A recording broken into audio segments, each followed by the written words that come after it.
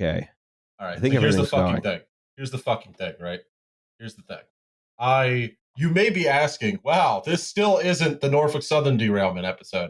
To which I say, shut the hell up. We Yes. recorded one, but everything we recorded at the time is already out of date. So we're not releasing that. Stop fucking asking us. This We're is waiting for the NTSB report. The problem is that, like, in particular, Justin knows too much about this and is cursed by knowing.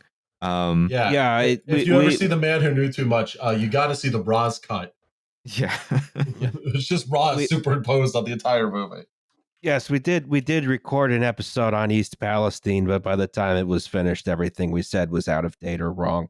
I mean, so we scrapped that one. That's why we didn't record. We didn't release very much in February. I apologize for that. We shouldn't have even tried it, but we did. And then we were cursed for our hubris. Yeah, we were cursed for our hubris. It ended up being sort of like free therapy for you, though. Like, I hope you kind of like got some of the like feelings out of your system at that moment. What gave me therapy was when legislators stopped talking about electromagnetic pneumatic brakes or electronic pneumatic brakes, because I was like, I had visions in my head of repeating the positive train control mandate and just like, it'd be uneconomical. Watching fucking NJT borrow toasters from SEPTA to meet requirements. Or like watching like most hazmat becoming uneconomical to ship by rail. Yeah. And there's like 17 trucks full of vinyl chloride piling up on I-80. And outside of I-80. Iowa 80. Yeah. So that's a different story. I will say that. I have a fun aside, which is that I am now in therapy once a week. Nice. It turns out it does work. Sorry. It's so annoying that it works too. Yeah, like, I think that a lot of my previous experience was because I wasn't putting in a good faith effort. But I was also 17 and addicted to drugs, so shut up. I have mentioned Roz a couple times to my therapist. He's like, so what do you do for work? And I'm like, all right, listen, this is podcast, right? And he's also my best friend and also kind of my boss. And he's like, that sounds complex. And he's like fascinated by Roz. So Dr. Paul, if you're listening, like there he professionally. Is. Yeah. This is a co-op system. I'm not your boss. Yeah, you're kind of my boss. We all have an equal share in this. Yeah. I control the way the PayPal is distributed. So I guess I was about to say. So yeah, you have the power of the purse here. Yeah. Yes. Grand. What do they call it in the exchequer? Yeah, you're an exchequer. You're a chancellor of the exchequer. You just don't use that word. Yeah, well, it's a very stupid word. See, we all need to keep this in check by having a secret way we could fuck each other over. Well, we had released the episodes. I'm not sure what mine is. What's the card I can play here? I guess I could like accuse you of being transphobic and get you cancelled. Like, you could do to be a Roz? Yeah, there's tons of stuff that's probably cancelable. It's just not public. Oh yeah, shitloads. I'm not even sure that's true. Yeah, I don't think that's true. I would have to make it up. And like, I don't think I'm vicious enough to do that. So I'm not sure There's a lot of bad stuff we've done in our personal lives. Nothing criminal, but certainly stupid and bad. Yeah. I make it a policy. Some of it probably borders on criminal, but they are harmless crimes. I make it a policy not to ask you what the number in the speedometer was in any story you tell me about driving anywhere. And that's set a new speed record in the United States, by the way. Not gonna say that number on air. I think we need to go back to the Liam's van thing, and we need to like get you another van, but we painted up like one of Alex Roy's fucking cars with like fucking police interceptor on the side. It's like the A-Team van. So I have been looking in the sort of the long term 3 to 4 years plan to sell the GTI and finally go back to full size van life. Much to Corinne's like, oh, you should sell the car and like we can get like a Toyota RAV4 Prime together. I'm like, nah, something's got to like I got to do something stupid. Like, yeah, you gotta. I can't own a car that's reliable or safe. No, it has to be a Nugget, and like the Nugget has to be a van. Also, this is a problem with me. I started watching this Australian guy who like does pods, right? Yeah. I'll highly recommend his channel, all of his channels. Yeah, and so you watch enough of that, you start calling things nuggets. It's reprehensible of me. Oh, I say big stinky audio now. In just casual conversation, I'm like, yeah, big stinky bass. And Corinne's like, I don't understand why you have 6 pairs of headphones. And it's just like, shut the fuck up. I need them for different applications. You don't understand the textures as much as I do. Yeah, it's Bluetooth audio. Don't worry, it all sounds like it comes through a string, through a can attached to a string. What are we here for again? I want that shit. Speaking of Australia, Love Canal. We're here in Love Canal. Speaking of Australia, there is a podcast called Bunta Vista, of which some bonus episodes are called the Theo Files, where they talk about random stuff. And one day I was listening to it, and they were talking about the Love Canal, and I was like, "That's our territory. You can't talk about that.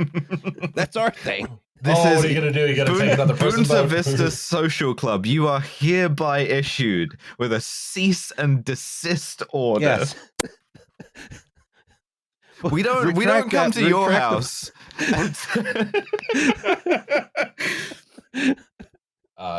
Today what do you see? Vista Social Club, the Cuban band? Yeah, that's what it's a reference to. So that's the full name. I'm calling it by its full name, like I'm calling the podcast Indoors. Yes. It's actually the only podcast other than ours I own merchandise for. You own Trillbillies merch, you fucking liar. Do we? Oh, yeah, I do. Yeah, I have a Trillbillies t-shirt, yeah. I don't. I have a Lions Led by Donkey sticker. I have like all of the TF and KJB shit. I have all of that. I don't even have all of our own merch. You know what I don't have? What I don't have is there's your problem shirt from the fucking live show, because you have not mailed it to me. Oh, see, the problem is that I wiped my ass with it. All right. Wash it and mail it to me. I will not be washing it. I will be labeling it as hazmat and sending it on its way. Speaking of hazmat, what you see in front of you, it's bad, is a open field and some nasty water. Today we're going to talk about... This is what Boston hot dogs are served in, folks. Today we're going to talk about one of America's most famous chemical disasters, the Love Canal. But first we have to do the goddamn news.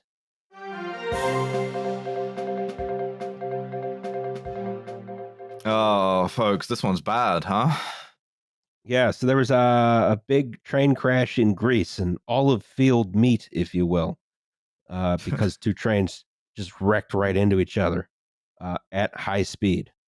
Yeah, like head on the same track apparently, and just it has killed like 2-3 dozen people. We're up to 57, I believe. Jesus, man, fucking those numbers going up never makes me feel good, you know. No.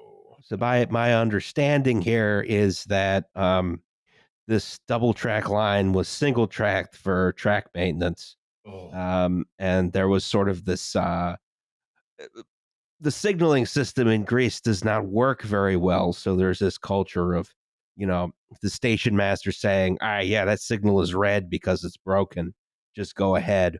And they went ahead, and it turned out the signal was not broken. There was a freight train approaching in the opposite direction. So these trains crashed head on at very high speed. Not a great situation. It was all full of kids as well. Or not kids, like 18, 19-year-olds. So, this is a pretty ugly situation overall. Yeah, I was reading on this. Dude, it just not a great few weeks to be a train guy. Yeah, obviously this just sucks. Norfolk Southern put another one on the ground, sort of waiting for another Sunset Limited or Keystone. Was it the Keystone or Northeast that derailed in Kensington and just fucked up a bunch of people? I was a Northeast Regional. Yeah. I don't know, just shit feels very grim, right? But yeah, it's a lot of just deferred maintenance causing very preventable problems. Right. Yeah. I mean, if you look at the carriage on the left there, that's on fire, which it shouldn't be. Apparently that was the first carriage in that hit this freight train. It's an absolutely horrific picture. Oh yeah, it's they are having to identify bodies from dental records, which that's just because everyone just got incinerated. Does remind me of a tweet, because now the news is tweet review, and whenever I see anything now, I just think of a funny tweet that I read like 5 years ago, which is my dentist can do it all, from a simple cleaning to identifying my charred remains. Ugh. Because the real thing here is that we can do a sort of like transit broken window theory here and say that, you know, the real cause of this calamity began when they started letting people like graffiti on the side of the trains. And that, sort of spiraled out of control until we got here and it killed like 3,000 people. I see you're on some of the Facebook railfan communities. Yeah, that's right. Yeah. Oh, the interesting thing is the Greek railways were taken over by the Italian state railways, who, also allow a lot of graffiti on their trains, but they don't have high-speed head-on collisions. One of the sort of classic modes of rail ownership is sort of owned by someone else's nationalized railway. Mm-hmm. That's called competition. Yeah, I don't like it. I think we should... one of the more bizarre things about how railways have been privatized in Europe is that they just get taken over by the state operators of other countries, which have not privatized their railways. Even in the United States, a lot of the operations of commuter railroads are run by a company called Canal, which is just SNCF from France. Yes. So it's we will ultimately all be controlled by French or Italians. Who will, it seems, kill all of us. Apparently, except in Italy. Yeah, well. Yeah. Well, this is our punishment for not being French or Italian, is to surely be killed. Gotta look after your own first. So this is a very ugly wreck, which, again, was caused by something very preventable. Speaking of which, in other news, Norfolk, they did it again. Yeah, it is happening Southern, again. They put another train on the ground in Springfield, Ohio. This one was not hazmat. It was not as hazardous material as it was in East Palestine, but it was very. It was caught on video, just the derailment occurring, and it's embarrassing. But I think maybe the worst aspect of this, there were 4 tank cars involved in this derailment. 2 of them were carrying, they were all empty. 2 of them had residual chemicals, which are a precursor to polyethylene. The other 2 had diesel exhaust fluid. And diesel exhaust fluid is a fluid you add to certain, high efficiency, high performance diesel engines to reduce the amount of CO2 they produce. And what it is 35% solution of urea. It's pee. Yes, it's piss. It's what Norfolk Southern Mercedes uses in the Blue Tech engines as well. Yes. So Norfolk Southern just dumped, among other things, 2 cars of dried piss onto the ground. And I am, I know it's not hazmat, it's not dangerous, but it's insulting. Yeah. Norfolk Southern is here assuming the role of Calvin, pissing on the United States. The state of Ohio in particular. Yeah. Yeah. Blew it up, then we pissed on it. Yeah. Hey, at least this one's not as much on the ground, like visually, as the previous one was. I could have gotten a better picture of this because there were quite a lot of cars on the ground. Norfolk Southern. This is just one of these steel coil cars caused the derailment. Do we know anything about like how or why, or are we just attributing it to like haunts? I don't know what caused this derailment. I don't think that information is out yet. It was not clear to me from the video what caused it. So I have no idea, to be honest. This could have been a lot of things. If it was another hot box, I wouldn't be surprised. But oh sure, who knows? who's to say? Yeah. Beautiful. So yeah, Norfolk Southern taking the know, piss and dumping it all over Ohio. Ugh. all they have to do is get bought out by SNCF or like the Italians, Or whoever, right? And everything will be fine. Yes, exactly. We put SNCF in charge, and then we get those stylish electric locomotives, and then probably some exotic other series of failures. No, it'd be DB Schenker. Why not? Everything else is. I think they have a stake in like Genesee and Wyoming now. I'm not sure. Don't quote me on that. In other news, oh, it's bad, folks. We've unfortunately had to cancel our much anticipated appearance at the Grand Ole Opry because Tennessee is back on their bullshit. Yes. Yeah, it's illegal to be trans in Tennessee. It's not just illegal to be trans. It's illegal to like cross-dress in a theatrical production. You can't stage a couple of Tennessee Williams plays legally in Tennessee at the moment. Yeah, fucking morons. Yeah, I know the people of the South are good people by and large, but your legislators are not. They should be taken out and beaten with sticks. Yeah, for sure. I mean, they're embarrassments, right, to like normal people in like the South. But this is like one of about 500. That's not even an exaggeration. About 500 sort of like different anti-trans or like anti-drag bills. A few of which have the potential to pass, like a lot of which don't. Like this is like unambiguously like the bad thing happening, irrespective of what sort of like legal challenges follow or however it's supposed to be implemented or whatever. But equally, I think you should sort of be a bit judicious about, like, especially if you are trans, who you read about this. I think you should be careful not to sort of like absorb all of the shit from accounts that just track all of these, every single one, the ones that like have no chance of passing too, and feel like this is sort of like a ubiquitous thing, and like, the fucking state cops or whatever are going to kick your door in the next day, because probably not, and at least not necessarily. It is alarming, it's concerning, it's very bad. There's a lot of other bad shit happening. I feel comfortable calling it an attempt at genocide, but equally, it's not ubiquitous, and there is like resistance to this in places that like matter and like will affect it. The other thing is state legislators are all insane people.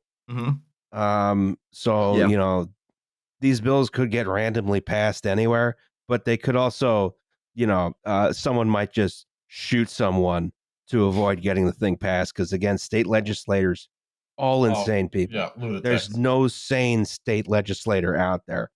Some of them are on our side though. Yeah, it's cool that like this is what the Republicans are choosing to do, like a full court press on, like nationwide, is like transphobia, dehumanization. Yeah, exactly. And like, I don't know, I think that's the kind of thing that loses them elections nationally, if not at a state level also, but that's sort of cold comfort. I gotta do anything to distract people from the fact that they aren't doing anything. Right. Yeah. And again, as we've said, don't bleep this one, Dev. These people have names and addresses. Good luck to you. Sure. Yeah, you can write to them. You can write them a nice letter. And then you can enclose something in that letter to make them have a nice time. You could, your deeply worded thoughts and feelings. Yes. You could send them a nice present for Friends Day. Yes. Yeah. You got to make sure your local legislators have a nice time. Yeah. Yeah. You wouldn't want them to have a bad time, would you?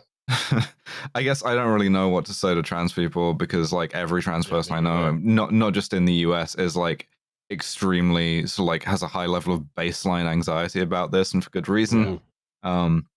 So me scolding you about not following fucking Alexandra Carballo or like fucking Aaron Reed about this is only one part of it. The greater part of it is like me talking to cis people, and this is like, yeah, you don't have to like fucking check in because that can be exhausting on its own, but just like be aware of the fact that this is like some heavy shit, and like, you know, any sort of like resistance, allyship, comradeship along these lines is like closely appreciated. That's what we're here for, buddy. I mean, you know, I perfectly rational to have anxiety about it. You know, I'm waiting for some, I don't know, Wyoming or somewhere to pass a bill that labels us sex offenders for having a YouTube show. Yeah, well, I mean, listen, we've gotten to 1 out of 50 states where it's illegal to do a live show. Yes. And I look forward to that number going up. You know, I think, but the 1 out of the 50 is probably one of the places where it'd be most fun to do it. Is the issue? It's true. Yeah. Oh, well. You imagine our Nashville show. Every single one of us covered in rhinestones. Yeah. The thing is, though, Nashville's getting too gentrified now, and that's part of the reason why it's swinging further right. Is that like I read a long article on like ether.com about this in part. That like, yeah, all of the stuff that made Nashville famous, like country music or like Meat and Threes and shit like that, is now being pushed out by like fun Nashville activities from people who like, you know, work in tech and moved from Williamsburg or moved from like the Bay Area or whatever. Fun national activities are getting absolutely fucking smoked on Broadway. And just another axe throwing bar. Fun Nashville activities like having a hot chicken sandwich that isn't hot. Yeah. Like, oh my God. Getting wasted at the Vanderbilt Arboretum. Yes. Yeah.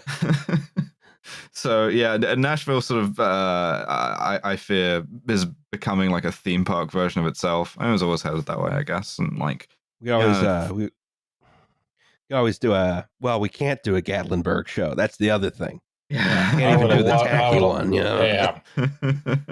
Sort it out, Tennessee. Branson, Missouri, while we still can, you know. I was about to say, he goes to Yakov Smirnov. Yeah, we're in between Yakov and like Gallagher. Yeah, come out, smash a bunch of watermelons with a sledgehammer. Is Gallagher dead now? That's a great question. I don't know. Our message to the people of Tennessee: legalize our show. Yeah, that's correct this injustice. We will come to Gatlinburg. Yeah, absolutely. We are willing to like demonstrate anything that the people of Tennessee, the good people of Tennessee, need from us. We lay siege to Dollywood. Yes, including laying. I think we need to lay siege to Dollywood. I think Dollywood is firmly in our camp. I think Dollywood's the fucking headquarters of this shit, and we expand out from there. You know. Yes. And then we rob Taylor Swift's house. Got it. Yeah. Oh my God. Speaking of Nashville becoming an aesthetic, remember when she used to be a country musician? Remember when she is from fucking Reading, Pennsylvania? Yeah. Remember when you met her in a Walmart? Walmart? Yeah. Why am I missing? Yeah. You keep meeting people in Walmart. Didn't you meet John Fetterman in a Walmart too? No, I met John Fetterman at the Hip City Veg. Oh, okay. Oh. Well, I met Claude Giroux in a maybe we should have put some news in about John Fetterman. That's fucking sad too. Like, yeah, I'm proud of him. I'm proud of our large boy for getting the help. Oh yeah, 100%. And if you think that means he shouldn't be serving, eat the shit out of my ass. Yeah, well, you know 100%. The other thing is he's a fucking senator. He has 5 years to live this down. No one's going to remember this in I don't know 2050 or whenever that is. The other thing about just real quick, U.S. Smokeless Tobacco is headquartered in Nashville. So if y'all could fucking get it together, that'd be great. I'd like to make the pilgrimage. All right. I think that was the goddamn news. Missed you guys. Okay. So before we talk about the Love Canal, we have to ask, what is Niagara Falls? I got this one. All right. So let me do this, Alice. Please. You're 19 years old. Mm-hmm. You're with your parents and your friend on a trip home from Toronto, Ontario, Canada, because you were visiting the University of Toronto. You're 18, whatever the fuck. You were visiting York University and U of T, two schools you do not even bother applying to because you will not get into either. Your dad really wants to take you to Niagara Falls, a place you've been a million times because your dad is obsessed with hydropower. You then go to Niagara Falls, and your dad drives the wrong way down the one-way bus lane, nearly killing you and the entire party in your car. He is then blocked by a bus, throws his 2000 Jeep Cherokee into reverse, nearly kills an elderly woman and her grandchildren, and then says, I don't understand what the big deal is about. And then you get out of the car and look at the water, and then maybe you go on Maid of the Mist and go to the terrible casino they have there, and then maybe you buy a 5-pound Hershey bar because you're a little stressed, and maybe you eat the whole thing in the back seat of your dad's 2000 Jeep on the way home. Wow. That's Niagara Falls. Really painted a picture for me. Thank you. Beautiful. Crash Anderson strikes again. Oh, yeah. One day I'll tell that story on the podcast, but stencil that on the side of the fucking like van, you know, belongs on like an F-35 cockpit. But like, my answer was going to be Niagara Falls is the most romantic vacation destination in an America where international travel is not yet commonplace. You watch movies from the 50s or 60s and they have like newlyweds and shit in them. They are going on their honeymoon to Niagara Falls. That's like the horniest place boomers could imagine. And I don't know why. It's just gushing. We hadn't discovered the West yet. Yeah. Yeah. But you couldn't fly anywhere really, so you just keep going. I'll be right back. Someone's at my door. Sorry. Fine. Stop ringing my fucking doorbell. I think Niagara Falls is nice. I enjoy going there. I've never been. I'd like to. Well, you know, when we go to visit the race car team, you know. Yeah, just so long as like, I guess even if Michigan like decides to like pass an anti-trans bill, we can look at it from the Canadian side, like the less impressive side. It's New York. Oh, it's New York? Okay, cool. Well, I mean, New York's like swinging rightwards thanks to the sort of crystal magic of Eric Adams having a sort of counterproductive effect. Swinging rightwards, but I don't think it'll swing rightwards in that way. I think you got enough, you know, just sort of, how do I describe this? Like a lead weight of progressivism to counterbalance everything else. You know, there's people trying to bring it right, but I don't think they're going to do anything. Yeah. I mean, like, New York Republicans are weird, though, too, because, like, I mean, Trump, for one thing, and a bunch of guys like him, but then also, like, weird upstate guys. And, no, it's strange. It's a strange state. But love to visit one day. But yeah, so Niagara Falls, horny boomer destination. Yes. It's got we just proceed with the podcast here. It's got I think so. 167 feet of elevation change between Lake Erie and Lake Ontario, which is a good thing. Like and a bad huge sort of watershed that just dumps straight over like cliffs and like has been eroding those cliffs back for the past however many thousands of years. Yeah, you got the two falls. You got the Canadian and American falls. Which one is? Do we know which one's which? I think the Canadian one's the one on the left that looks like dog shit, and the American one's the cool one on the right. No, the Canadian falls are the Horseshoe Falls. Oh, okay, fuck. Okay. Wow. You know what? I apologize to the nation of Canada for impugning their falls. I gotta check the border here. You know, because the U.S.-Canadian border is fucking weird as hell too. Oh yeah. Yes, the American Falls are actually in America. Okay, because I was confused when I was looking at it earlier, and I was like, wait, the American Falls are in Canada? No, they're in America. What else about Niagara Falls? Oh yeah, you could like die going over these in a barrel if you wanted for a long time. Or sometimes you live. Yeah, very occasionally. A guy tightrope walked over them at one point. Also, it was the guy. It was a delivery for the wrong fucking house. Beautiful. Oh my God. So yeah, we were talking about how like Niagara Falls is a repository to a large amount of like American bullshit. Yeah, tightrope walkers, guys in barrels. The suspension bridge, which no longer exists. There's a really cool the rock that fell in. I think that was on the Canadian side. There's a sick whirlpool. Niagara on the Lake is a really cute little tourist trap that I've loved since I was a kid. I hear that it's got a microclimate that makes it very good for wines. Yes, wow. Some absolutely incredible ice wine country up there too. I heard that from a Canadian guy. Yeah. He does podcasts. So, shout out to the friend of the pod, Riley, my boss at Trash Future. Yes. So this is a good and bad thing, having this big elevation drop. We'll start with why it's a bad thing, which is it's bad for shipping, right? Yeah, it turns out taking 168 foot free fall is bad for cargo. You can't put like a grain carrier over this, you know. Yeah. No, especially if you want to go up. That's even harder. We've got like a sort of a 400-mile long system of locks, you know. Yeah. So, you know, it's really easy to ship a whole bunch of stuff on the Great Lakes because they're you know, these big freshwater lakes, and that means you can build a ship and it lasts forever. Tell it's the Edmund Fitzgerald. Yeah. Wow. Pour one out.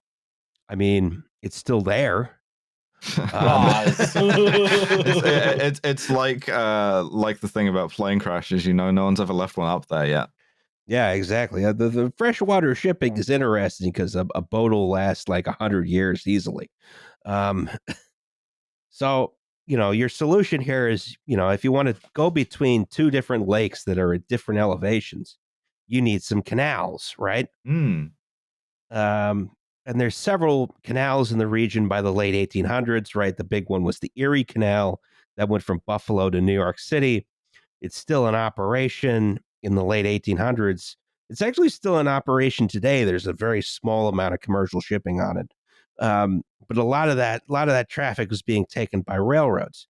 But your interlake shipping was being facilitated by the Welland Canal, in our case, the third Welland Canal, and that had 26 locks, which were 45 feet wide and 270 feet long, and that allowed ships of a fairly respectable size for the day and to pass through, and those were much larger than any ocean-going ships that could potentially come up the St. Lawrence River. So, you know, the interlake shipping was very much a thing in the late 1800s, which is, you know, sort of the period we're going to be talking about.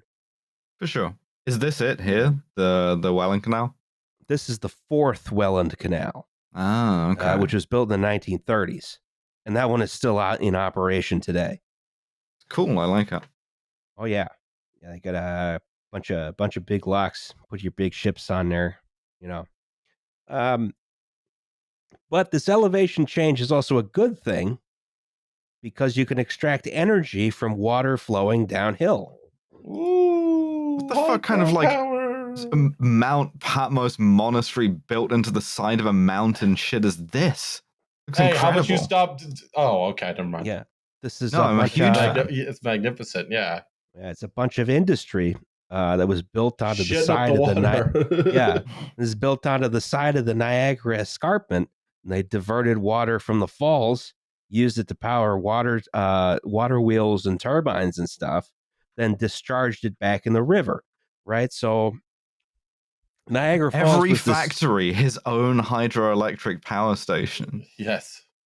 So Niagara Falls was this huge source of like free energy for industry in, you know, the late 19th century.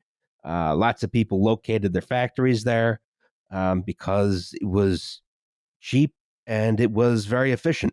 And, you know, so this is how Niagara Falls becomes this early center of industry as much as it was a tourist destination. I have kind of a stupid question. Wouldn't know the answer. is proximity to both the United States and Canada advantageous at this time? I mean, I have to assume it is.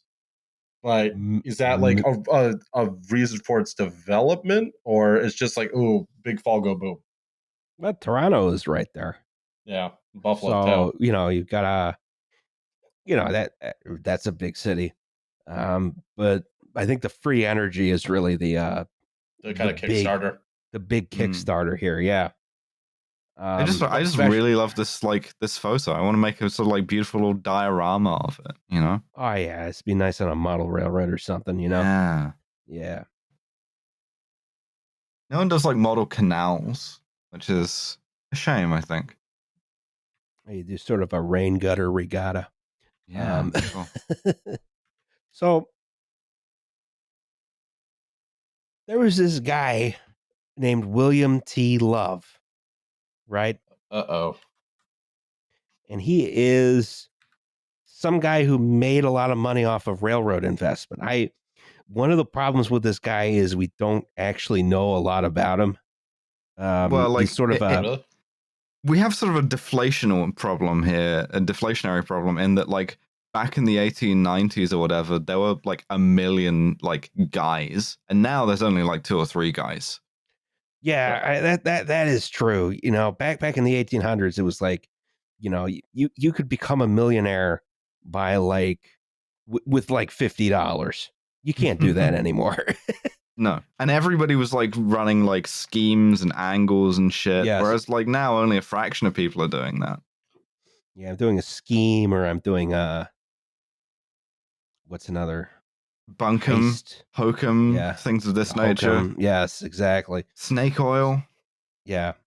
So he's sort of this Music Man type character, right? Oh boy. Yeah.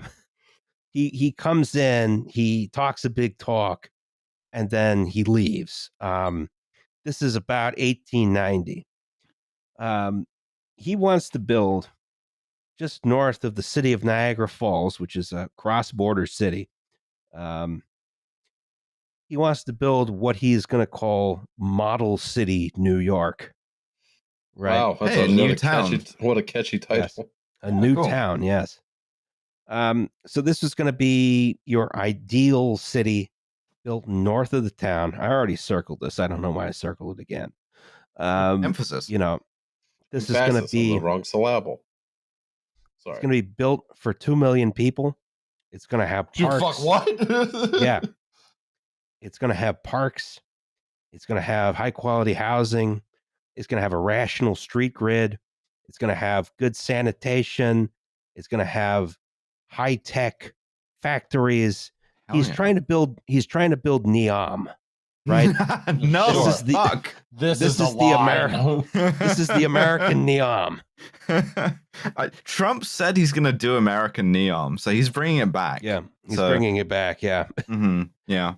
And in order to power it all, he's going to build a canal. Oh, this is also going to be a dry town, by the way.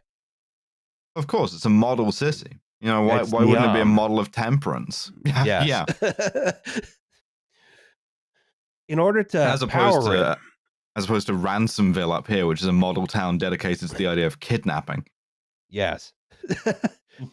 So in order to power it, right, because he wants to be a fully electric city, he needs a nearby source of energy, right? And there's, 2 lakes, a substantial change in elevation between them. So the obvious solution was to build a canal and a clean, efficient hydroelectric plant right in the center of Model City, right? And this canal would go 14 miles from East Niagara Falls down here to Lake Ontario. But in the reverse direction of what I just mentioned. I like the nipple diagram you've drawn here. Yes. So now by 1892, his ambitions had broadened. The canal would not only be supplying power, it would be for maritime shipping between the lakes for much larger ships than the nearby Welland Canal over here could do. Also, it'd be an American canal as opposed to a Canadian canal. But making canals is like miserable work. It's worse than making railroads. Like that's why Stalin had to have like political prisoners do it and shit, you know? Yes. Yeah, it's hard work. You got to dig a lot of stuff. That's why they don't do them so much. Especially in like 1890s, like you got like steam hammers and shit, but like you got steam shovels and Mike Mulligan's. Fuck is a Mike Mulligan? Mm-hmm. It's a Mike Mulligan and his steam shovel. It's a children's book. We don't have that here. Oh, great book! Yeah, exactly. Yeah. The steam shovel digs itself into a hole and then can't get out. Yeah. Virginia Lee Burton. Yeah. Yes. So this was going to be one of the great wonders of the world, right? So construction begins in earnest in East Niagara Falls in 1895 or 1894, excuse me. But in the meantime, events are occurring. We have to talk about some guys. Oh, so we have here George Westinghouse. Oh, fuck, no. No. Thomas Edison, Nikola Tesla. Oh, right? 0 for 3. Yeah. I just don't respect a man without a mustache. Reasonable. Someone out there is keeping a big list of like stuff that you don't respect. It's a lot. Yeah. I Thomas Edison is definitely the least of these three. Anyway, so Thomas Edison's electric lighting system gets sort of fully into gear. A bunch of elephants. Oh my God.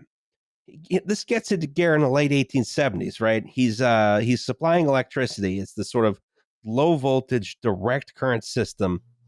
First, it's for powering street lights. Then later, lighting people's houses and businesses directly. Like, they have actual lights inside the buildings, right? But your direct current had a problem.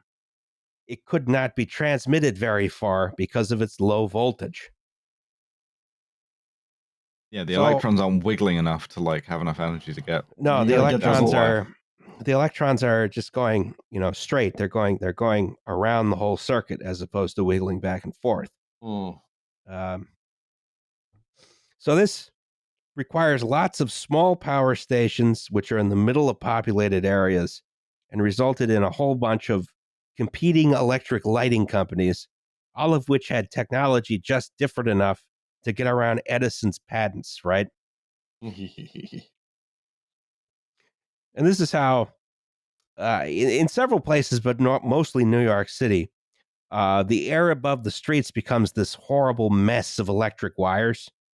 Because there's all Maybe these. I'm just in like a weird cast of mind that I just like everything you show me. I'm like, wow, that's beautiful because I'm really fucking tired. But I'm like, no, this is nice. I like this. This is like modernity happening. It's cool. Is this not a guy about to be brutally executed here? That is a guy about to be executed. Very much, yeah. Oh yeah, that's down there. Yeah, that's later in the slide. Yeah, I don't understand why they should probably at least execution is cruel and inhumane, except when I'm doing it. But even so, like, back up a little bit, fellas. All right, so all these streets, particularly in New York City, become this big mess because there's all these competing power companies. Then there's telegraph wires, telephone wires, there's burglar alarm wires, there's fire alarm wires, because back then the burglar alarm or the fire alarm was just a wire that went straight to the police or the fire department. And, worse still, if you needed a voltage other than 110 volts, you needed to have an entirely separate line run from a separate power station to your business, right? So this whole thing is a huge mess with early DC electrical power. So this other guy, George Westinghouse, who invented our nation's Civil War era braking systems on railroads. He wants in on the electric light business, right? And he read about these new developments in alternating current technology in Europe. I just noticed something. George Westinghouse also looks uncannily like Pete Buttigieg wearing a bad disguise. Yeah.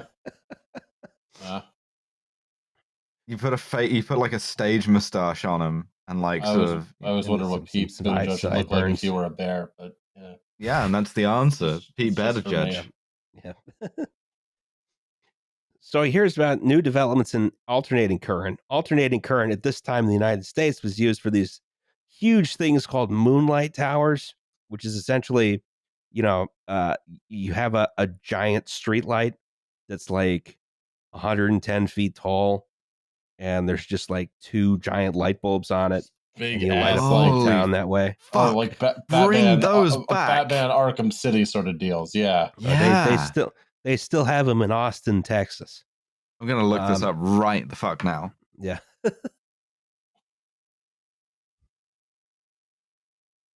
But this rules. Yeah, this alternating current was considered, because it ran at high voltages, was considered too dangerous for indoor use, right? Oh, boo. So some Hungarian guys, we have, oh boy, it's gonna be tough. What? Oh, we God. have Karoli Zipernowski. Doubt it. We have Otto Blathy. We have Mixa Dairy right here. They develop a new technology called the transformer, right? Robots in disguise. It's not allowed in Tennessee anymore. In 1884, right? Now, because of science, transformers only work with alternating current. I don't know why. I tried to look it up, and I didn't understand it. Electrical engineering is magic witchcraft. Yes. Yes. Only they can talk to the fucking little electrons, you know.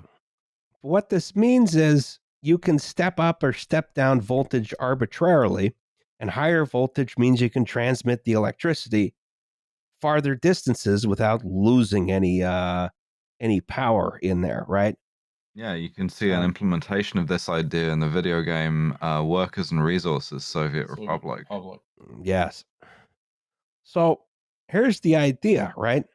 Instead of having many power plants supplying small areas, why not have one big power plant generating high voltage and transmit it an arbitrary distance, and then step down the voltage at or near the customer, right? Sure. So Westinghouse jumps on this idea. He buys the patents in the United States, right? Alternating current was practical for lighting, but it wasn't really until 1888. Nikola Tesla comes through. He invents an alternating current motor, right? Now you have a complete electricity system, which is suitable for home use, industrial use, so on and so forth, right? They set up a demonstration system in Great Barrington, Massachusetts, which worked perfectly. No transmission loss over 4,000 feet, which was just under the range of the DC systems, but with much higher performance. Edison gets really worried at this point because the AC system is so vastly superior to his dumbass DC system, right? You need fewer wires. The wires are smaller. It benefits from economies of scale. He starts this PR campaign to demonstrate that AC was dangerous, which initially it was, because your wire insulation was really bad. People kept getting randomly electrocuted by shorted wires.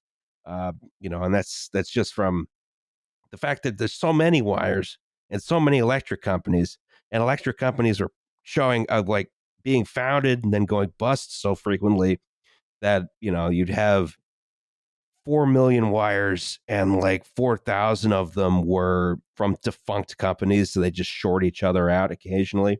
You'd be like you'd be like, you would touch your telegraph in your office and get a 4,000 volt shock. Let's go.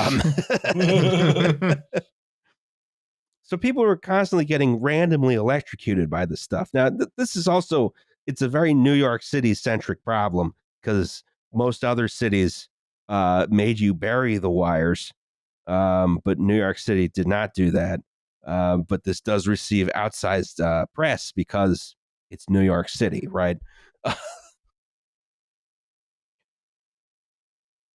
But this is like not sort of an inherent problem of the AC system. It's just a result of high voltages.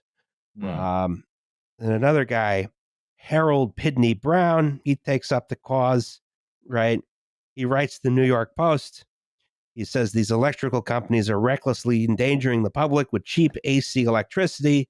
He says that the AC systems must be limited to 300 volts. Eventually comes before the New York Board of Electrical Control, and a bunch of electrical engineers just mock him because he doesn't know what he's talking about. So you can get a recreation of this experience in the comments. Yes. So he tries another idea. Well, if the Board of Electrical Control isn't going to listen to me, maybe the public will. I'll do this through a stunt, which is to torture and kill stray dogs. Yeah. Again, one of the sort of like bangers of the like 1890s. You know, you could do anything by killing stray dogs, sort of just around it. People love doing that shit back then.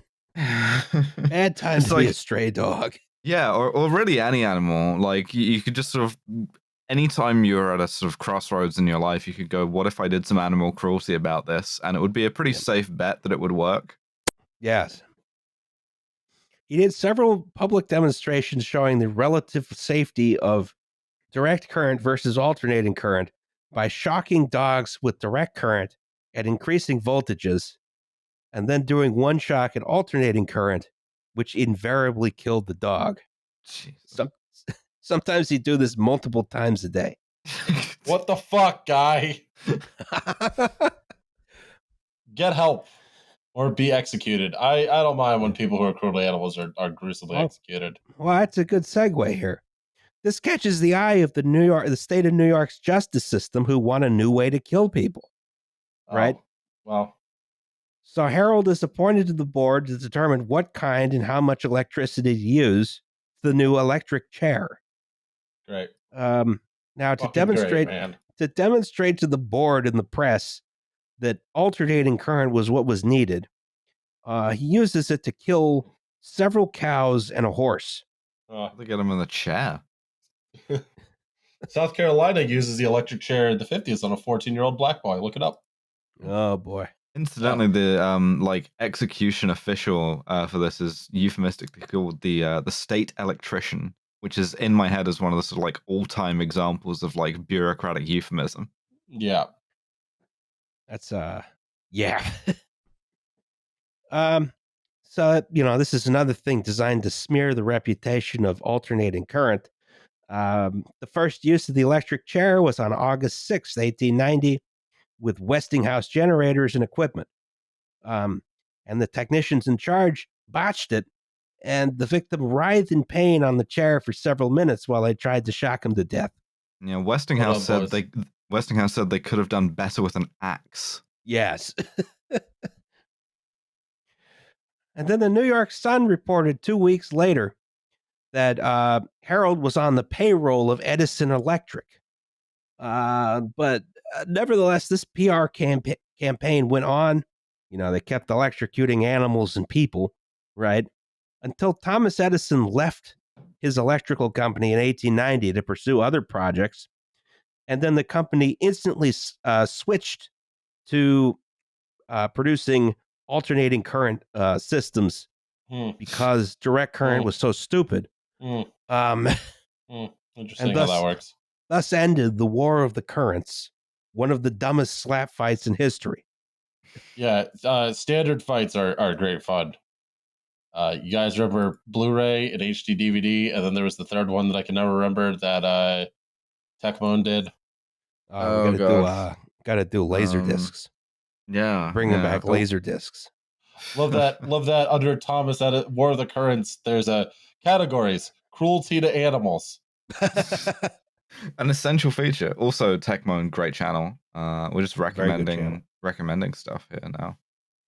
But what relevance what does this have to do with the fucking the model shit? City? Yeah. The practical implication of this is that William T. Love's Model City was designed around the central concept. You needed a big, centralized hydroelectric power plant serving the entire city with 110-volt DC power. Just pushing like big, dumb, slow electrons through fucking like weak ass wires. Okay. And by 1894, it was clear that DC was on its way out and AC was the new thing. Industries didn't need to locate next to power plants or along rivers anymore. Power plants could be very large, they could be distant from population centers. The impetus behind the canal was gone, power generation. But the work continued for a while. William Love laid out a street grid at Model City. There were a few streets and houses built and shops and so on, but the canal was doomed. The nearby Welland Canal was widened into the third Welland Canal, which meant Love's shipping canal would be redundant, right? And then the panic of 1893 caused most investors to pull out of the project.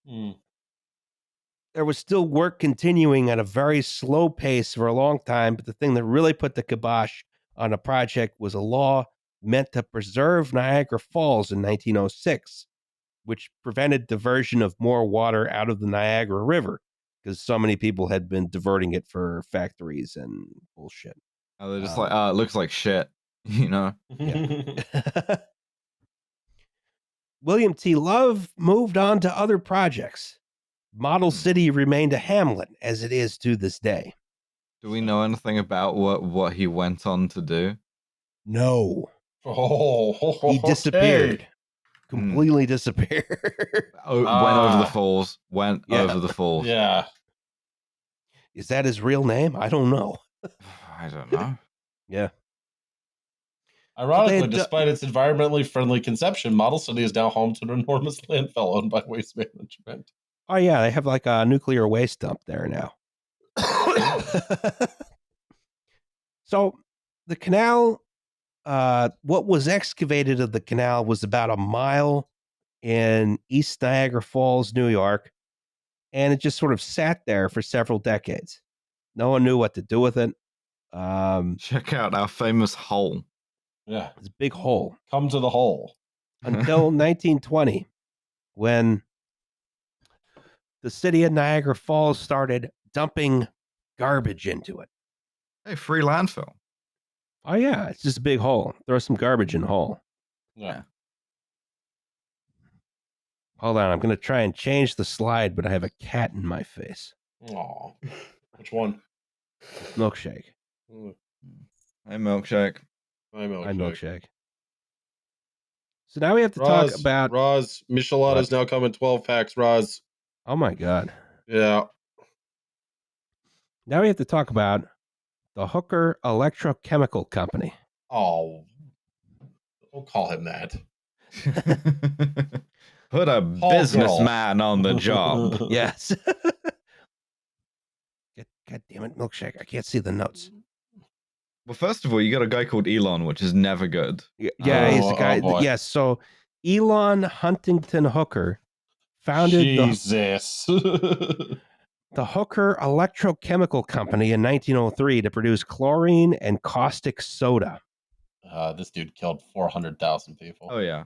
It was sited in Niagara Falls because of the cheap electricity needed to make the process of electrolyzing salt profitable. These products were its core business, but the company diversified into more products like dyes, perfumes, solvents, so on and so forth. All of this created a whole lot of nasty chemical waste that had to be dealt with. But a really cool tank car livery. Oh yeah, the bright orange tank cars. I wonder who made this. This is for some video game. Very, very well modeled. You got all the actually very low poly considering the amount of detail. Some handsome person did that, I'm sure. Look at all the little rivets on there. Amazing. Oh yeah, beautiful. Yeah.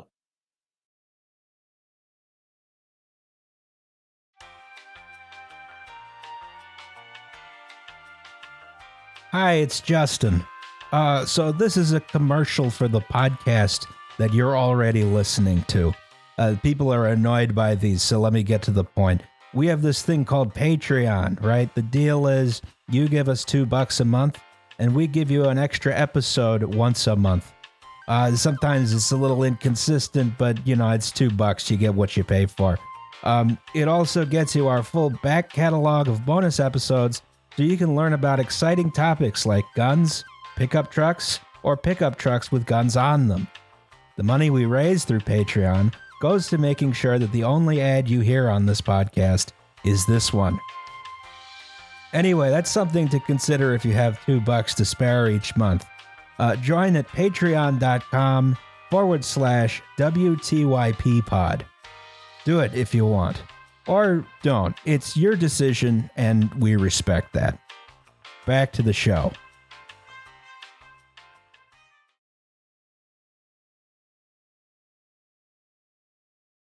So in 1942, they received permission from the city of Niagara Falls to start dumping waste into the Love Canal. So the canal was drained. They put a very thick clay lining on the bottom, and they just started rolling barrels of all kinds of nasty things into the big ditch, right? Oh good. That's just clay any on old there. stuff. It's fine. Yeah, it's fine. I'll try. It's impervious barrier. You got to stop worrying about that. Yeah. They just threw any old stuff in there. They threw about 22,000 tons of it in there. Great. About 10 years later, in 1952, the company begins to notice, there's a lot of residential development around this canal. Well, maybe we were here first. Keep dumping, boys. Yeah. Maybe we should avoid future liability, find a new dumping site. Don't give up the ship. Come on. Fucking pussies. Have the courage of your convictions. Keep burying stuff in there. So the Niagara Falls City School Board comes to the rescue. So it's the 1950s. Niagara Falls is not sort of the post-industrial wasteland it currently is. Yeah, I noticed. I note the different color of the grass. Yeah.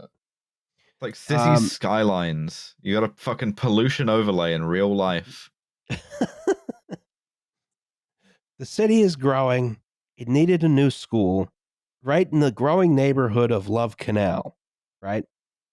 And this is the sort of up-and-coming middle-class neighborhood. It had lots of kids. It had lots of young couples, right? Sure. Yeah. And I can assume only good things are going to happen from here on out, right? Well, like, this is America. Like, those are the people bad stuff isn't supposed to happen to. Well, have I got news for you? So the school board begins the process of condemning nearby properties, but they negotiated directly with Hooker Chemical Company, right? And Hooker sold this property to the school board for a nominal fee of $1. Wow, what a stipulation! Oh boy!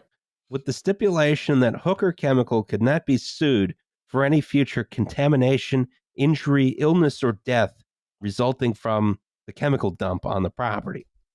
I feel like you got to ask some questions if you're the school board about that. Fine. Well, they're not gonna. That's fine. Nothing wrong with it. They put an impermeable clay barrier. Yeah, it's like that's in like all the contracts probably. So why even worry about it? Yeah, this is why you read the terms and conditions, folks. Yeah, and the school board was like, yeah, sure, whatever. Oh, they're definitely not going to eat shit just in a minute here. Yeah. So the caretaker of these 22,000 tons of hazardous chemicals was no longer a chemical company that had experience with hazardous waste. It was the school board. Well, I know that. I know with sort of some attention that you, as a nation, elect only the most qualified people to your school boards. Yes, the dumbest possible outcome. I was about to say, we were talking about state legislators being insane. School board guys, oh my God. Oh, yeah, cuckoo bananas. Yeah. Oh, yeah, buddy. So Hooker Chemical, before they handed over control of the property, they installed an impermeable clay surface atop the pile of drums, right? Mm-hmm. And then they built right around here, I believe, the 99th Street Elementary School. Cool. Or as you may know it, Xavier Academy. Yes. If you look at the actual boundary of the site is something like this. Mm-hmm. So in the process of construction, workers came across several barrels of chemical waste, and the project architect recommended moving the school to a location that wasn't on a hazardous waste dump. Instead, the school board said, move it 85 feet north where there aren't any barrels. Oh, okay. But that... So you just move that whole sort of like square up a bit. Yeah. Yep. You just do a little side step. Fuck them kids. Yeah. Later, some of the adjacent land to the canal was sold to developers who built houses on them and sold them on to happy new owners. It was largely... They had to have like been fucking digging up barrels and shit, like, and they had to have known. Don't dig in your yard. Call 811 before you dig. Yeah, but I mean the developers, right? Like, yeah, they knew. Don't worry about that. Yeah, because there's several streets that were built, and while they were building the streets and digging the sewers, they breached the clay lining and were constantly digging up barrels of chemical waste. Yeah. Cool. But these developers were under no obligation to inform the new owners that there was a giant chemical waste dump in their backyard. Because no houses were built directly on top of the site. They were built immediately adjacent to it. And then the canal itself was your backyard. Cool. Okay. I love America. But it was sort of like advertised as like, this is this nice wide open recreational field, you know? Don't let your kids eat the dirt. Pretty early on, though, things started to seem off, right? Because there were all these weird lumps appearing in the field. There'd be like holes. There'd be like, all kinds of stuff. Kids would get rashes if they were playing in the field barefoot. As I mentioned, workers who were installing sewers and new streets, they noticed foul odors that seared their throat. They kept running into barrels with some kind of surface on their own. This impermeable clay lining was punctured by construction numerous times, including at least one occasion where it was excavated deliberately and used as fill on another part of the site. Hey, reduce, reuse, recycle. Yeah, exactly. Sure. But, minor problems. Development just continued, right? Now, simultaneous to this, we get this thing called the Environmental Protection Agency. Thank you, Richard Nixon. Yes. Yeah. Got bullied into it, and now it gets to be a sort of like fun like piece of trivia. Like, Richard Nixon was more progressive than like any Republican president since. Yeah. Also, legal services, where my parents used to work. So this has to be viewed in the context of America in the 1950s through the 1980s. Bad. Pollution was crazy. Yeah. There was litter everywhere.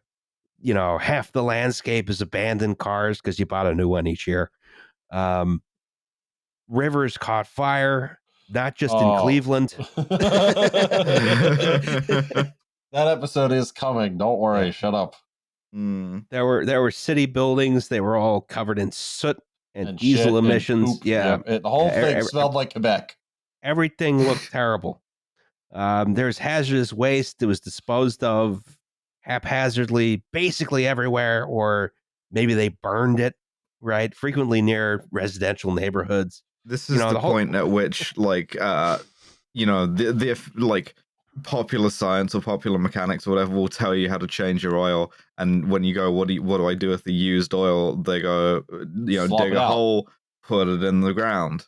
The first time Corinne was in New York, I was driving her around, and she said, "Why is everyone burning their trash?" And I had to explain that you simply don't worry about it. Yeah.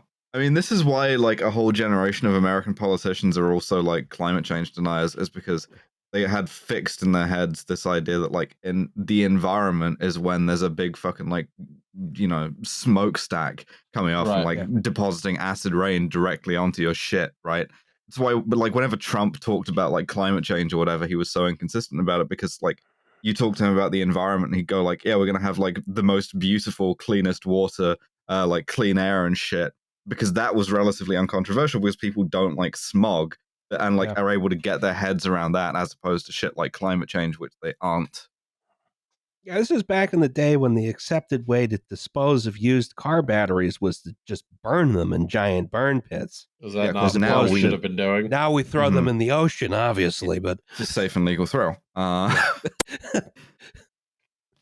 So, sort of Nixon's EPA was as much as anything sort of a reorganization of existing federal programs to clean up pollution, right? But Congress moved pretty quickly to give it a lot more powers under the Clean Air Act of 1970, the Clean Water Act of 1972. You know, the EPA's power and influence continually increased under the Nixon administration, which is probably not what Nixon wanted, but you know, Congress passed those bills. I mean, he was kind of busy with the like bureaucracies that he was trying to suborn, you know. Yeah, I was like, oh well, you know, I got this whole new agency. It seems nice. I could do a lot of stuff with it. Anyway, and you have these really effective campaigns against, you know, visible pollution, right? Like smog, like trash, stuff like that. CO2 was not regulated, and it still isn't. But that's a different story. But the EPA was very, very effective. Yeah, and they hired an Italian man to pretend to be Native American. Yeah, and tell you that like when you litter, you make him cry. Yes. Well, this is actually an ad campaign from a private company, Keep America Beautiful Incorporated, but it's sort of associated with that era.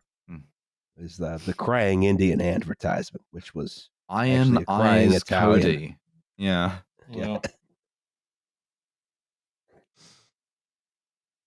So anyway, we get this new Environmental Protection Agency. What do they do? You know, we start getting serious signs of trouble in the Love Canal neighborhood, right? For one thing, it turned that kid into a box. It did turn the kid into a box. Horrifying. Yes. Can't even afford clothing. He has to have a box, which is the modern version of a barrel. And you can go over the falls.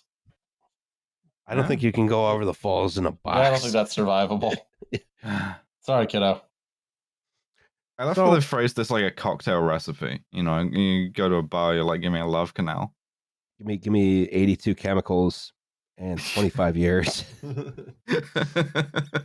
Takes forever to make. It's worse than fucking Guinness or like a Ramos Gin Fizz.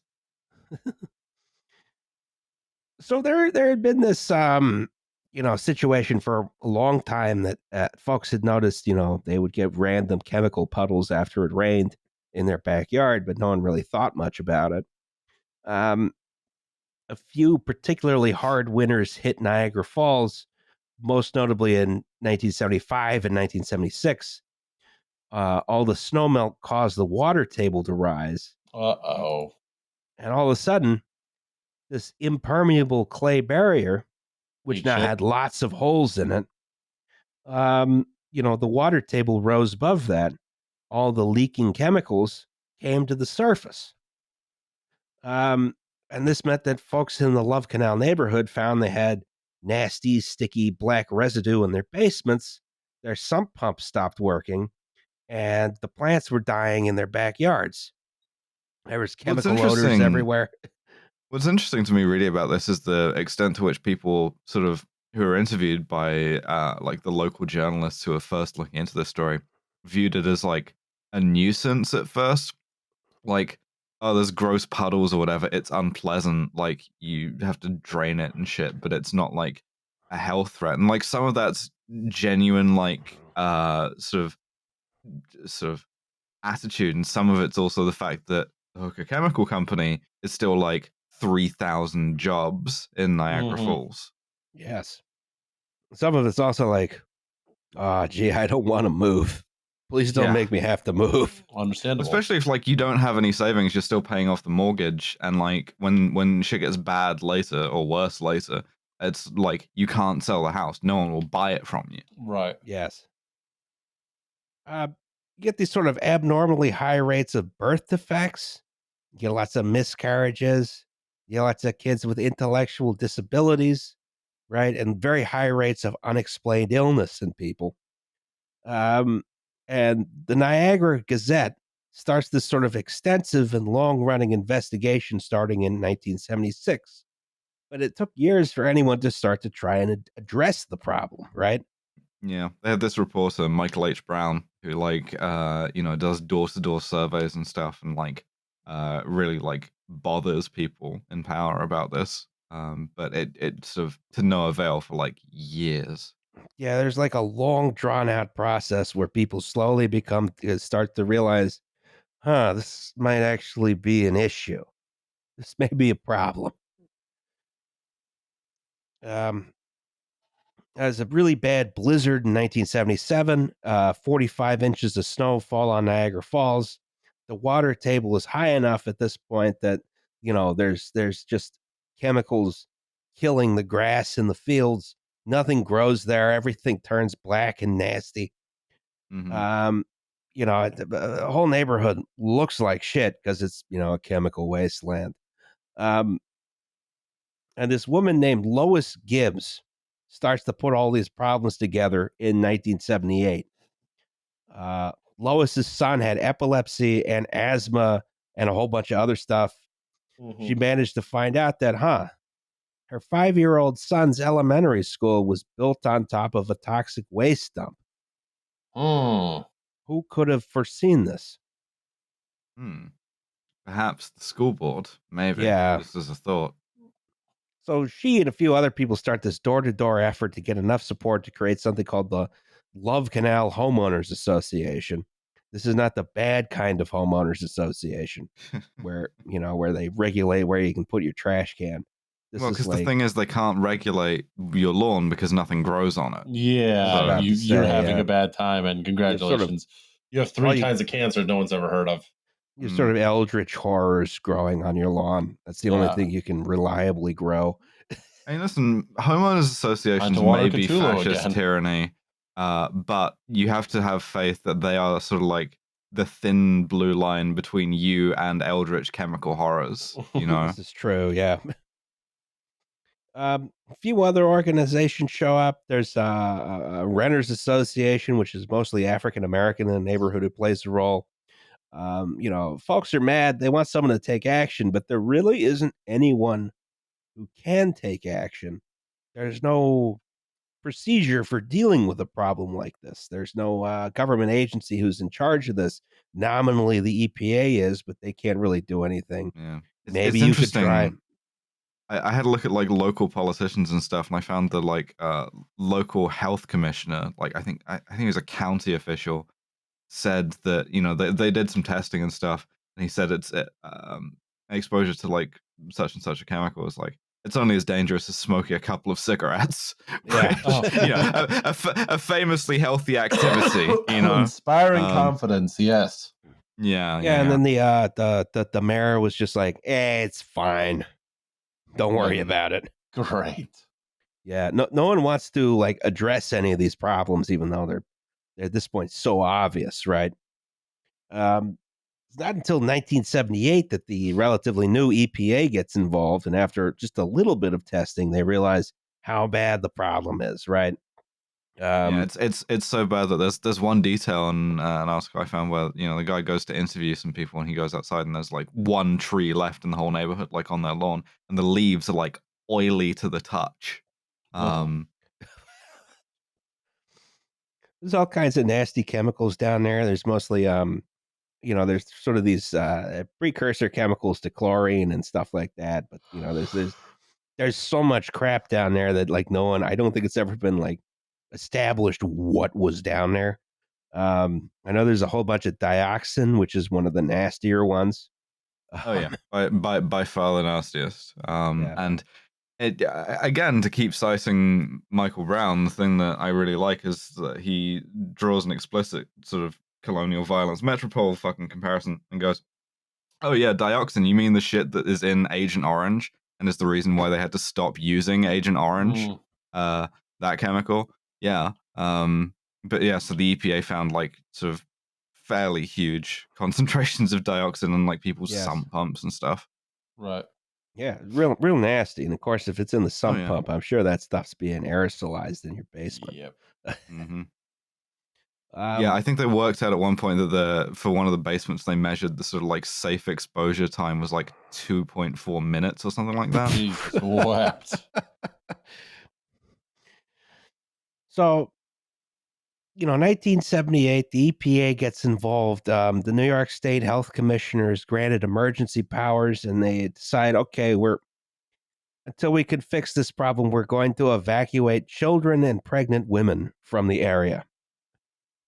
Yeah, the evacuation's sort of like weirdly inconsistent too. Yes. Like they evacuate sort of like one part that they think is most seriously affected, but another part that is like increasingly like obviously also affected. They just leave for a while.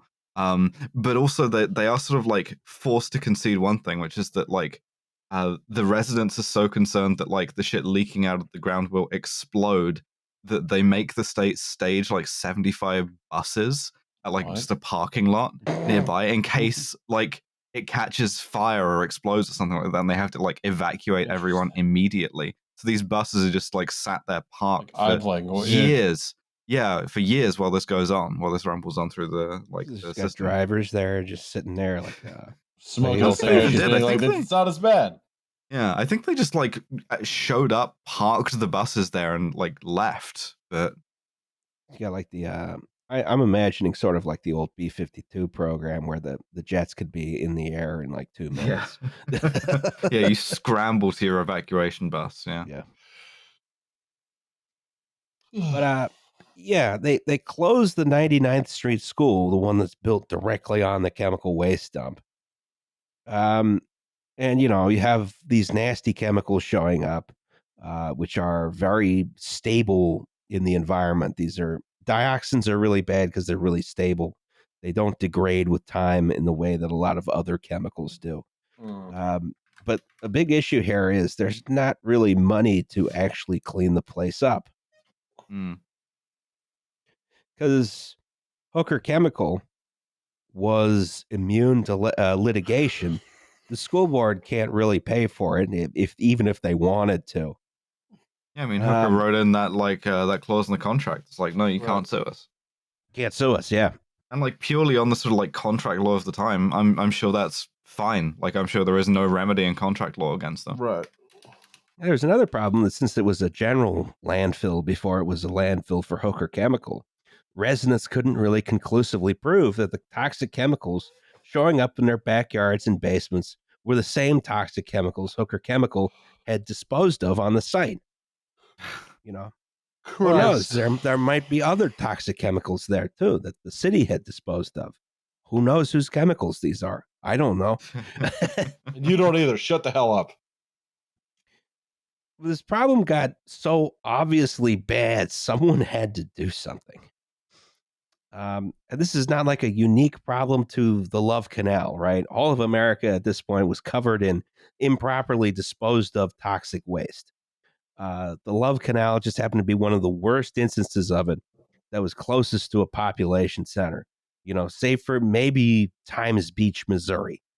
And you can see here in the picture, this is the Valley of the Drums, which is near Louisville. This was another nasty hazmat site at the time, right? But a lot of the times you couldn't find the responsible party to pay for remediation of these toxic waste sites. Sometimes the responsible party no longer existed or was sufficiently legally shielded to be off the hook. You need some kind of solution here to get these sites remediated. It's time for the unelected, jackbooted federal thugs to create or begin to create a class of strict liability law, which is now the reason why the ATF can kill your dog for any reason they want. And not just strict liability, but like retrospective liability as well. Mm-hmm. Yes.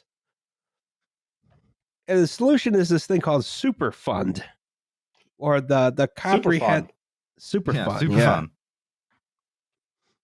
Sounds really great. I want to go to the Superfund. Going to the Superfund site at Love Canal. Yeah.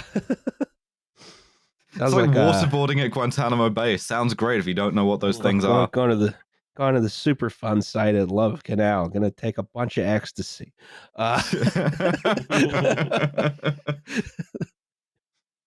This isn't a rave? What? Oh, I fucked up badly. So the Comprehensive Environmental Response Compensation and Liability Act of 1980, the Superfund Act, maybe one of the only progressive and useful pieces of legislation passed by the Carter administration. The idea was you take an excise tax on petroleum and chemical manufacturers, and that would pay for a perpetual trust fund for the sake of remediating environmental disaster zones like the Love Canal or the Valley of the Drums in Kentucky or places like that. Hell yeah. And so this is what lets removal and proper disposal start in the Love Canal site. Residents were sort of initially housed in motels while this happened. A lot of people speculated they'd be allowed to return to their homes. That didn't happen. They all got demolished. Folks got shuffled around a bunch. Sometimes you'd get let back into your home, then told to evacuate again, and let back in. You couldn't really remediate the site properly. It was too much contamination. Yeah, I think the most that the EPA ever wanted to do with it at that point was try and maybe like turn it into a park in 100 years' time. Yeah. 950 families were bought out at fair market value, had their houses demolished, and then, the neighborhood of Love Canal was no more. And if you're renting, you just ate shit, I guess. Yeah, I didn't read what happened to renters, but I assume yes. It was very expensive. It was very disruptive. There are actually a lot of folks who were opposed to the remediation because they just didn't want to move, Yeah. So, they solved the problem by kicking everyone out. Well, that will do it. Yeah, you kick everyone out, you put a cordon around it, and you just like chalk it up to experience. Yes. In the end, they were still doing remediation work until the mid 90s, I think 1994. In 2004, the cleanup was declared to be complete, though this site has not been redeveloped, of course. Right. Bush with the sort of like mission accomplished banner, sort of getting some extra use out of it. Like we've declared victory over the chemicals. Yes. We have we have dechemicaled the site. So this neighborhood is still abandoned, essentially, but as much as anything, this is due to the decline of the upstate New York economy. Hooker Chemical Company, which is now a division of Occidental Petroleum, was found negligent in 1994. They were ordered to pay $129 million to the Environmental Protection Agency. The total cost of cleanup and eminent domain of properties was $400 million. Cool. So, like, very little comparatively. Yeah, it paid for just over a quarter of the total cost. Wow. There were lots of lawsuits from residents. These were largely settled out of court. Of course. Yeah. Yeah. But ultimately, we had this sort of positive legacy here. The Love Canal saga was, they created a positive legacy of the Superfund, right? Which is this progressive Positive system. Is one word for it. Requires the companies most likely to cause long-term environmental damage to pay into a fund to remediate that damage, right? Anyway, in 1995, Congress did not renew the excise tax. So now the Superfund money comes from the general fund. And it was extremely underfunded until 2021, when Joe Biden's big dumb infrastructure bill reinstated the excise tax. So, it's cool that Biden. Yeah, it's just thank you, Joe Biden, Biden, and a lot of not good things. It's the land of contrasts. Yes, I keep saying this. I think he's probably like the most progressive Democratic president now like acceptable to the Democratic Party establishment, which is fucking depressing. It's the most progressive current Democratic president. Yeah. Whoa. Yeah. We greet this with the enthusiasm it deserves, and we wish him another 4 years of senescence. Yes. Hey, maybe he'll die and we can get like President Kamala. Maybe he'll switch vice presidents to someone weird next time around. Edge. Boot edge. Boot head. Boot head.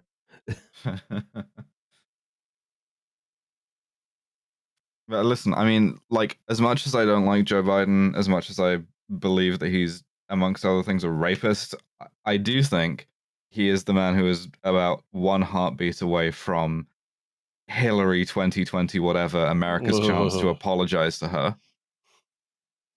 Oh, if we got a Hillary presidency, it just, you know, I'm leaving the country. The turf, goodbye. The Democratic turfs would be unleashed.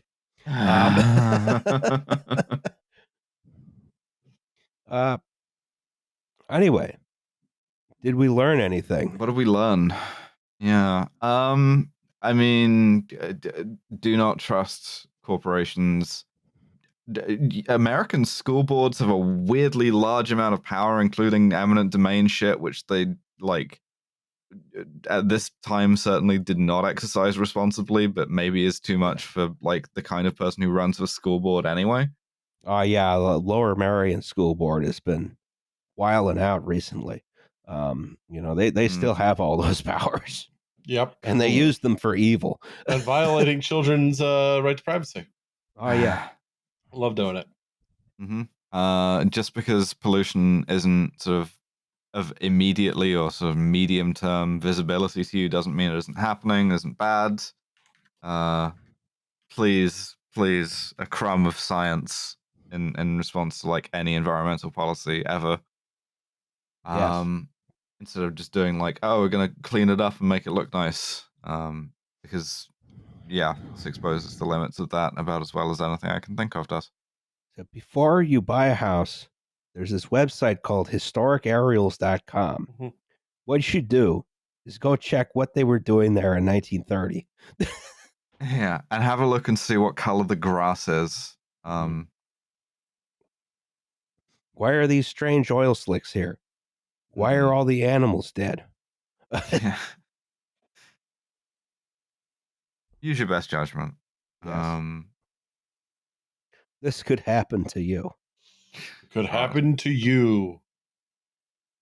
Well, not exactly, because you won't be able to afford to buy a house ever. No. The renting part that's could a good happen. point. Yeah, you could experience this whole kerfuffle as a renter and get no compensation whatsoever. Yeah.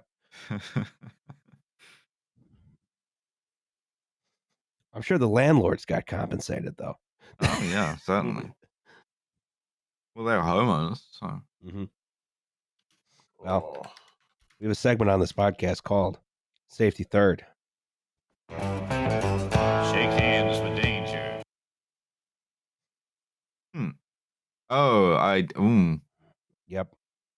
I've seen a lot of words here. Yeah. Hi, Roz, Alice, Liam, Yay, Liam, and guest. Thank you. No guests today. We completely forgot to open the podcast as well. We didn't even do pronouns. Hi, I'm Liam Anderson. and no, my it's pronouns too late are he, now. him. Too late now. That's Alice Caldwell Kelly. And her pronouns are she, her. And that's just shut up. And that's Justin Rosniak, and his pronouns are he, him. All right, go. Okay. and also Devin. They use they, them. I apologize in advance for this being an abnormal safety third, especially with it being, spoilers, fatal. Happening almost a century happening almost a century ago and being a third or fourth hand account, but I thought it was worth sharing with the class regardless. This safety third is a tragic tale from my family's past. In the days just before workplace protections were really a thing, and concerns a distant cousin, who I'm not sure of my exact relation to. All I know is a relative of my great-grandmother, whose maiden name was Toulis. The following is largely a summary of the only complete account of the incident I could find, written by John Stark Bellamy II in his book, The Killer in the Attic. Our story takes place in Cleveland, Ohio in 1928. Oh, sorry. Actually, I like Cleveland, but yeah. Once again, burn Rocky River to the ashes. Patrick Toulis, my distant cousin, and Patrick Clary, his co-worker, were digging shafts for the support pillars that would support West Prospect Avenue behind the then under construction terminal tower, which, upon its completion a year later, was the second tallest building in the world. Man, remember when Cleveland used to be a big city? Cleveland had the tallest building in the United States outside of New York City and Chicago until the Comcast Center was built in Philadelphia. Wow. Yeah. And look at them now. Yeah, now they have the third tallest building outside of New York City and Chicago. Actually, no, I think there might be a couple of bigger buildings in Los Angeles, but that is always like, well, Cleveland's got some big buildings. So, not half a year before the incident involving my cousin, around noon on June 9th, 1928, several men working on a concrete well 192 feet deep had returned to the surface at Ontario Avenue on the eastern end of the construction site. When the surrounding area was hit by an explosion, which was determined to have been caused by one of the workers lighting a cigarette in the vicinity of a methane seam. Cool. 8 classic. Yeah. 8 were injured, but no fatalities occurred during that incident. But October 16th, 1928, around 7:30 p.m., at about where the intersection of West Prospect and West Superior is today, the Patricks, Tooley, and Cleary had just finished digging a tapered shaft 103 feet deep. And the adjacent shaft that they had dug before was being filled with liquid concrete. Even with the shafts having linings for reinforcement, 2 feet of clay-rich soil that had been described as being like quicksand is obviously not the best buffer between one and a torrent of concrete. And predictably, the wall of the adjacent shaft gave way, burying both Patricks alive under 150 tons of concrete. Fuck no. That. No, thank you. I used to have nightmares about this sort of shit. Yeah. Only one startled cry was heard from the bottom by a man on a scaffold higher up the same shaft, and then silence. The rescue efforts began at once, lasting through the night and into the next day, with workers shoveling out wet concrete with buckets, then turning to chisels and pneumatic drills after the concrete began to harden and very obviously became a recovery mission. The 2 men almost certainly suffocated within 15 minutes of being buried under 40 feet of concrete. I really hope it was less. Yeah. After 15 hours of digging, the body of Patrick Toulis was found against the side of the shaft, pinned there by a surge of concrete. An hour later, Patrick Clary was uncovered, standing upright, his hand merely inches away from having grabbed onto a hoist that would have saved him. The report on the incident cleared the 2 of any negligence and found the shaft collapse to be due to poor judgment and construction on the part of the project engineer hired by Spencer, White, and Prentice, the firm in charge of the project.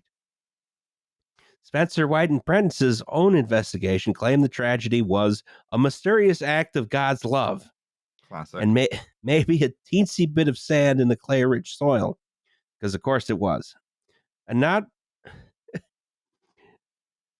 a problem that could have easily been prevented by pouring the concrete and letting it dry before sending expendable Irish workers down to dig another shaft.